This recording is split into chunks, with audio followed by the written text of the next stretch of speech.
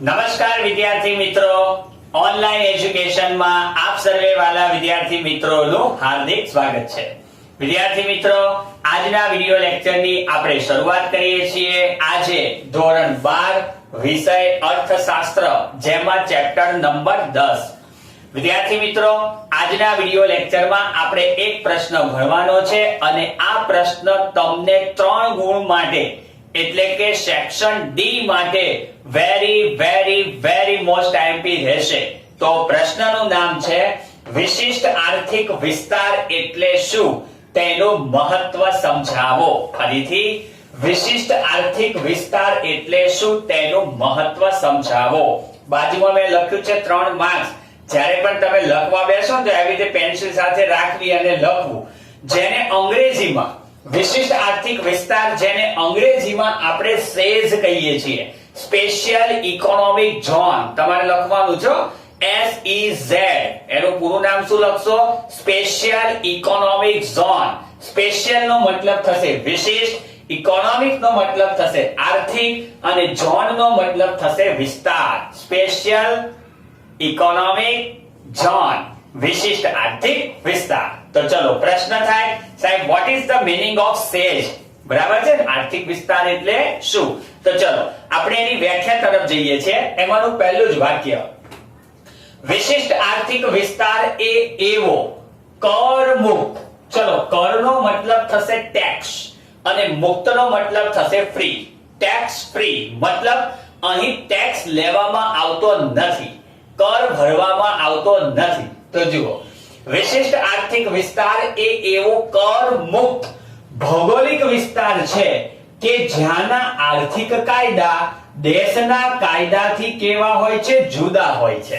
ફરીથી, વિશિષ્ટ આર્થિક વિસ્તાર એ એવો કર મુક્ત ભૌગોલિક વિસ્તાર છે કે જેના આર્થિક કાયદા દેશના કાયદાથી જુદા હોય છે. એનો મતલબ જે કઈ વિસ્તાર આપણો સેજમાં આવશે, સ્પેશિયલ ઇકોનોમિક ઝોનમાં આવશે, એના કાયદા દેશના અન્ય કાયદાથી જુદા હશે.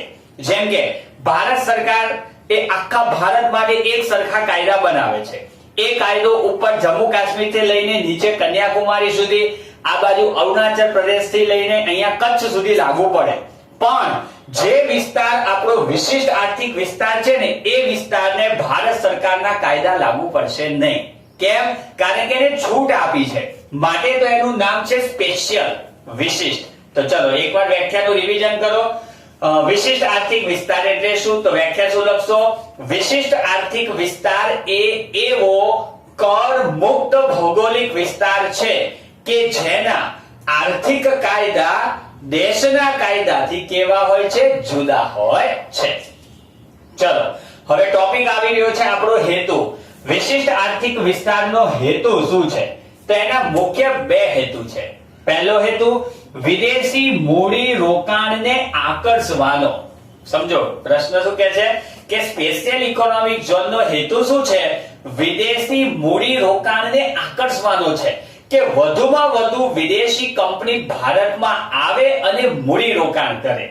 હવે તમને એક પ્રશ્ન પૂછું, આપણને આકર્ષવા હોય તો સામે કંઈક પ્રલોભન આપવું પડશે ને, કંઈક લાલચ આપવી પડશે ને. તો અહીંયા લાલચ શું આપી છે? કર મુક્ત, કે તમે જે કંઈ પણ ભારતમાં રોકાણ કરશો ને, એમાં તમારે ટેક્સ ભરવાનો નથી, ટેક્સ ફ્રી છે.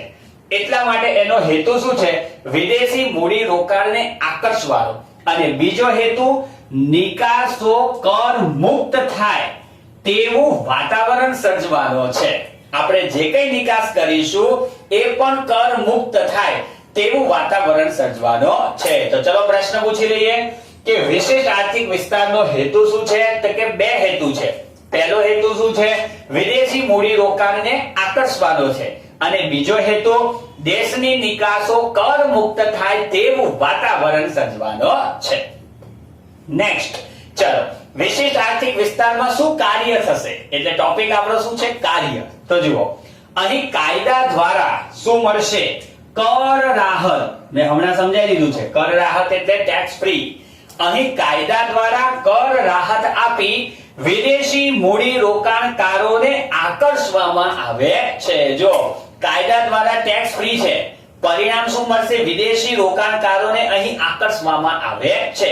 ક્યાંક તમને એક ગુણને એવો પ્રશ્ન પૂછાય કે વિશિષ્ટ આર્થિક વિસ્તારમાં શું કાર્ય કરવામાં આવશે, તો જવાબમાં શું લખવાનું?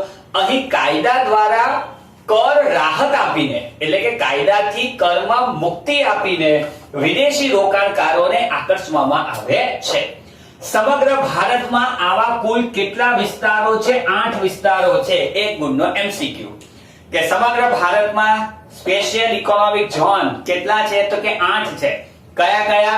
આ 8 નામ તમારે ફરજિયાત મોઢે કરવા પડશે, કારણ કે તમને 2 ગુણના પ્રશ્નની અંદર આ ટોપિક તમને પૂછાવાનો છે. સ્પેશિયલ ઇકોનોમિક ઝોન, વિશિષ્ટ આર્થિક વિસ્તાર કયા કયા છે સમજાવો. તો 8 નામ તમારે લખવાના છે. નવનીતમાં, ચોપડીમાં કે બીજે ત્રીજે છે ને વાંકા ચૂકા આપેલા છે. મેં તમને નકશા પ્રમાણે ગોઠવીને આપ્યા છે, ઉપરથી લઈને નીચે સુધી. તો ચલો કેવી રીતે? તો પહેલા નકશો સમજો. સૌથી પહેલા શું આવશે? ઉત્તર પ્રદેશ.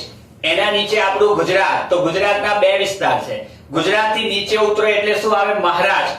એનાથી નીચે ઉતરો એટલે કેરળ આવે. એનાથી સૌથી નીચે તળિયું જાવ તો તમિલનાડુ. હવે નકશો ક્રોસમાં જશે. તમિલનાડુ થી ઉપર જાવ તો આંધ્રપ્રદેશ અને બાજુમાં જાવ તો પશ્ચિમ બંગાળ.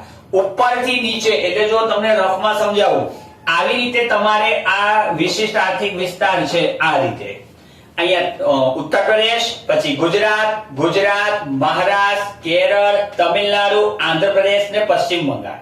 તો 8 વિસ્તાર નકશા પ્રમાણે તૈયાર કરવાના. તો ચલો, ઉત્તર પ્રદેશમાં આવેલું કયું? નોઈડા. ગુજરાતના 2 છે, કંડલા અને સુરત. હવે જો હું તમને શીખવાડું, આ તમારો ઉત્તર પ્રદેશ છે, આ ગુજરાતના 2 યાદ રાખો. એના નીચે મહારાષ્ટ્ર, એના પછી કેરળ, અહીંયા તમિલનાડુ, અહીંયા આંધ્રપ્રદેશ અને અહીંયા પશ્ચિમ બંગાળ. આ તમારા 8 વિસ્તાર. તો ચલો, આ કયું? ઉત્તર પ્રદેશ. તો ઉત્તર પ્રદેશમાં શું આવશે? નોઈડા. પછી ગુજરાતમાં 2 છે, કયા કયા? કંડલા અને સુરત. પછી આવે મહારાષ્ટ્ર. તો મહારાષ્ટ્રમાં સાન્તા ક્રુઝ. જો વિદ્યાર્થીઓ, અહીંયા તમે ભૂલ શું કરો? અહીંયા સાન્તા ક્લોઝ લખી દો છો. ડિસેમ્બરમાં આવે ને, બરાબર છે? એ નથી લખવાનું, સાન્તા ક્રુઝ. બરાબર છે? ચલો, એના પછી કેરળ. કેરળમાં શું આવશે? કોચી. ત્યાર પછી સૌથી નીચે તમિલનાડુ. તમિલનાડુમાં ચેન્નઈ. થોડાક ઉપર જાઓ, આંધ્રપ્રદેશમાં વિશાખાપટ્ટનમ. અને એનાથી થોડાક ઉપર જાઓ તો ફાલ્તા, એટલે કે પશ્ચિમ બંગાળની અંદર આવેલું ફાલ્તા. તો આ 8 વિસ્તારો જે કયા નામે ઓળખાય છે? વિશિષ્ટ આર્થિક વિસ્તાર તરીકે ઓળખવામાં આવે છે. હવે પ્રશ્ન કેવી રીતે પૂછાય કે ભારતમાં આવેલા વિશિષ્ટ આર્થિક વિસ્તારો કેટલા છે? કયા કયા? તો કેટલા છે? 8. અને કયા કયા? તો આટલી વિગત લખવાની રહેશે. આગળ, આ તમામ ક્ષેત્રો આજે કોના દ્વારા? સરકાર દ્વારા અંકુશિત કરાય છે. મતલબ આ બધા ઉપર અંકુશ કોનો છે? સરકારનો છે. ભારતમાં 8 તો છે, આ ઉપરાંત નવા 18 વિસ્તારોની રચના કરવા માટેની દરખાસ્ત મૂકવામાં આવેલી છે. આ પણ તમને એક ગુણના MCQ માં કે ભારતમાં નવા કેટલા વિશિષ્ટ આર્થિક વિસ્તારોની રચના માટેની દરખાસ્ત મૂકવામાં આવી છે. તો જવાબમાં શું લખશો? 18 વિસ્તારોની રચના માટેની દરખાસ્ત મૂકવામાં આવી છે. અને છેલ્લો ટોપિક, આવા વિસ્તારોનું નિર્માણ કોના દ્વારા થઈ શકે છે? તો કે 5 બાબતો. નંબર 1, ખાનગી વ્યક્તિ દ્વારા, કેન્દ્ર સરકાર દ્વારા, સંયુક્ત. તો સંયુક્તનો મતલબ શું થશે સમજો? વ્યક્તિ અને સરકાર બંનેનું મિશ્રણ. પહેલા ખાનગી વ્યક્તિ એટલે કે હું, તમે, આપણે બધા ખાનગી છે. નંબર 2, કેન્દ્ર સરકાર. નંબર 3, વ્યક્તિ પ્લસ સરકાર ઇઝ ઇક્વલ ટુ સંયુક્ત. નંબર 4, રાજ્ય સરકાર. અને નંબર 5, વિદેશી સંસ્થા દ્વારા તેનું નિર્માણ થઈ શકે છે. તો ચલો વિદ્યાર્થી મિત્રો, આ પ્રશ્ન અહીંયા પૂરો થયો છે. એકવાર રિવાઇઝ કરીએ છીએ, 2 જ મિનિટની અંદર રિવિઝન પૂરું થવું જોઈએ. ચલો, પ્રશ્ન, વિશિષ્ટ આર્થિક વિસ્તાર, જેને આપણે અંગ્રેજીમાં શું લખશો? SEZ, special economic zone. ચલો, વ્યાખ્યા શું લખશો? વિશિષ્ટ આર્થિક વિસ્તાર એ એવો કર મુક્ત ભૌગોલિક વિસ્તાર છે કે જેના કાયદા દેશના કાયદાથી કેવા હોય છે? જુદા હોય છે. ચલો, હેતુ. વિશિષ્ટ આર્થિક વિસ્તારના હેતુ કેટલા છે? 2. પહેલો હેતુ શું લખશો? વિદેશી મૂડી રોકાણને શું કરવાનો? આકર્ષવાનો. અને બીજો હેતુ શું છે? દેશની નિકાસો કર મુક્ત થાય તેવું વાતાવરણ સર્જવાનો છે. ચલો, કાર્ય. વિશિષ્ટ આર્થિક વિસ્તારમાં કયું કાર્ય કરવામાં આવશે? તો કે અહીં કાયદા દ્વારા શું અપાશે? કર રાહત આપવામાં આવશે અને તે દ્વારા વિદેશી મૂડી રોકાણકારોને આકર્ષવામાં આવે છે. સમગ્ર ભારતમાં કેટલા છે આવા વિસ્તારો? 8 વિસ્તારો છે. અહીંયા મેં નકશા પ્રમાણે સમજાવ્યું છે. એકવાર રિવિઝન. સૌથી પહેલા ઉત્તર પ્રદેશ, તો ઉત્તર પ્રદેશમાં નોઈડા, પછી ગુજરાતમાં 2 કયા? કંડલા અને સુરત. મહારાષ્ટ્રની અંદર સાંતાક્રુઝ, કેરળમાં કોચીન, તમિલનાડુમાં ચેન્નઈ, આંધ્રપ્રદેશમાં વિશાખાપટ્ટનમ અને પશ્ચિમ બંગાળની અંદર જશે ફાલ્તા. આ તમામ ક્ષેત્રો ઉપર નિયંત્રણ કોનું હોય છે? સરકાર દ્વારા મૂકવામાં આવે છે. આજે આ 8 સિવાય કેટલા? તો કે 18 ક્ષેત્રો માટેની દરખાસ્ત મૂકવામાં આવી છે. અને છેલ્લે આ વિસ્તારોનું નિર્માણ કોના દ્વારા થઈ શકે? ખાનગી વ્યક્તિ દ્વારા, કેન્દ્ર સરકાર દ્વારા, રાજ્ય સરકાર દ્વારા, સંયુક્ત અને વિદેશી સંસ્થા. તો વિદ્યાર્થી મિત્રો, આ થયો તમારો પ્રશ્ન. વેરી મોસ્ટ ટાઈમલી પ્રશ્ન છે. તો ત્રીજી વખત તમારે જાતે રિવિઝન કરવાનું છે અને રિવિઝન કર્યા પછી પ્રયત્ન એવો કરવાનો કે જોયા વગર લખવાનું રહેશે. તો આપનો દિવસ શુભ રહે, મંગલકારી રહે. અસ્તુ.